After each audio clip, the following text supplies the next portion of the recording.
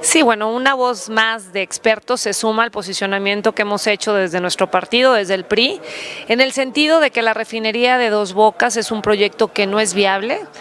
Y además no han mostrado la información con la cual concluyen que es necesario hacer este proyecto allá en Dos Bocas, en Paraíso, Tabasco.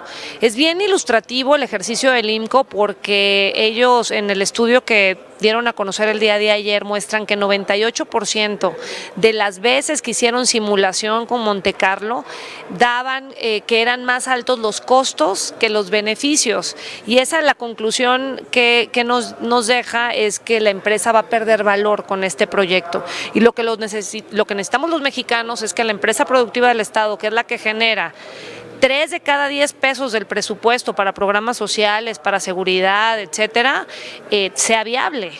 Y si la empresa pierde valor, pierden valor también los mexicanos.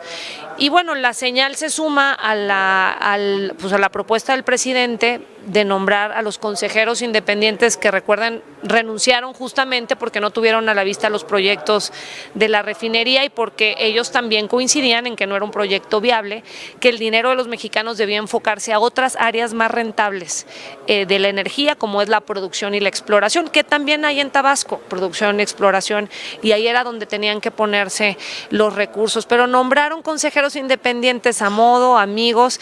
Uno de ellos incluso no cumple con el perfil de la Ley de Petróleos Mexicanos, que indica claramente que no debe estar afiliado a ningún partido político en los últimos años, y eso es lo que le da la independencia al Consejo de Administración, quien es el gran tomador de decisiones en la política energética de nuestro país y quien opera las decisiones y quien ejecuta los programas y proyectos de Pemex. Pero bueno, todos los días tenemos señales de esta naturaleza. El día de hoy, y no quiero dejar de mencionarlo, se va a poner a discusión del Pleno la desaparición del Instituto Nacional del Emprendedor, un organismo que estaba completamente enfocado en apoyar el emprendedurismo a las micros y pequeñas empresas. 9 de cada 10 empleos que tenemos en el país lo producen este sector empresarial, y hoy pues proponen su desaparición, otra vez con falta de transparencia. No sabemos la razón por la cual están tomando esta decisión. Ya en la discusión de diciembre vimos una reducción significativa de los presupuestos, 50% se cae el presupuesto del Fondo del Emprendedor, 80% el propio instituto, y ahorita su desaparición. Todas son malas señales para la economía mexicana. Fondo Monetario Internacional hoy anuncia la 5ª vez que caen las expectativas de crecimiento este año. Se espera que crezcamos 1.6%, al paso que vamos. No estoy segura si realmente vamos a crecer en este año, y eso significa que finalmente no va a haber trabajo y no va a haber empleos para los mexicanos por las malas políticas públicas que está anunciando todos los días el gobierno federal. No hay ni amor ni paz. No, ni trabajo con lo que comamos, y a ver cómo nos va esta Semana Santa a todos los mexicanos, porque lo que no alcanzan a entender es que el gobierno tiene que estar preparado, impulsando políticas públicas que generen empleo y que generen certidumbre en los mercados.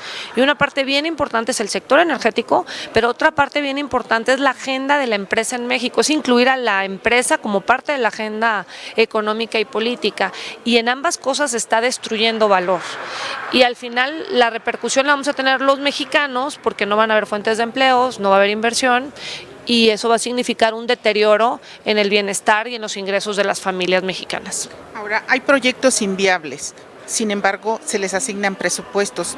La Cámara de Diputados, ¿de qué manera tendrá que vigilar para que esos presupuestos se asignen a proyectos que realmente beneficien a los mexicanos?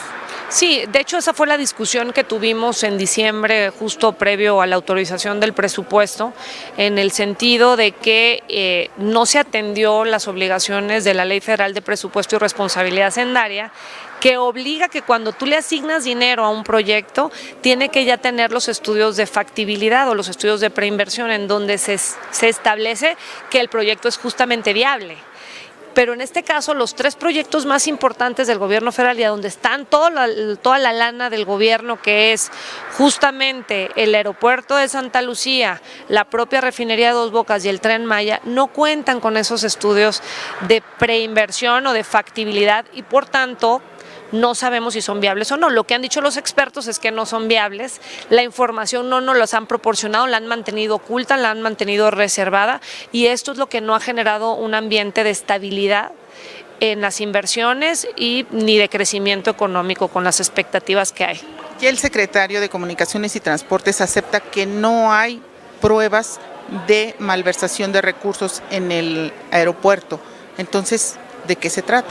Sí, hicimos ese señalamiento también en su momento, y creo que es muy oportuna la pregunta, dado que ayer en comparecencia el secretario ya confirmó que no ha encontrado ningún acto de corrupción, y más bien ha sido todo un mensaje mediático en ese sentido. El aeropuerto de Texcoco era el proyecto más estudiado, más transparente, había una comisión encabezada por la OCDE, por el Instituto Nacional de Transparencia y Acceso a la Información, en donde estaban abiertos todos los contratos y todas las licitaciones que se hicieron en el proyecto. Sin embargo, y en contradicción, el aeropuerto de Santa Lucía, la mayoría de los organismos internacionales reconocidos han dicho que es un proyecto que no es viable, que no hay condiciones para que ni le hayan asignado recursos, y mucho menos para que sea un aeropuerto de talla internacional, con lo cual también perdemos los mexicanos y la competitividad de México. Y también perdimos los aviones que están vendiendo. Sí, es que, híjole, hay que sumar todas las malas señales. Bueno, ya dijeron que lo que no querían era, no querían pagar, pero sí, no querían recibir dinero, pero sí dejar de pagar. Pero en realidad es que es muy ineficiente las decisiones que están tomando en ese sentido, el avión presidencial, y ahora resulta que el presidente no ha podido viajar a ninguna responsabilidad internacional, que es bien importante, porque los planteamientos internacionales van en el sentido de generar certeza a los países, indistintamente de que si hay una ola de proteccionismo en el mundo, al mismo tiempo hay que buscar las condiciones para generar certeza y que haya inversión. Si él se permitiera, si era la oportunidad de salir el presidente en estos convenciones que hay a nivel internacional, podría darse cuenta que México ahorita está fuera del contexto internacional, pero la falta de aviones también le impiden ir a visitar otros países. Pero bueno, eso se suma. La conclusión a la que yo llego es que una y otra vez tenemos señales, acciones, políticas públicas que van en contra del crecimiento económico, que no están generando las condiciones suficientes para que los mexicanos tengamos trabajo y tengamos un mejor nivel de vida.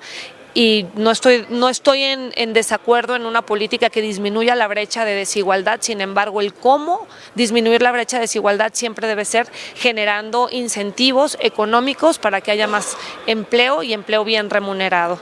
Y cuando encaminas toda la carga del presupuesto hacia programas clientelares, no siempre aseguras que vaya a haber una disminución de esta brecha. Solamente es un mecanismo paliativo y momentáneo a la pobreza y a la desigualdad de nuestro país.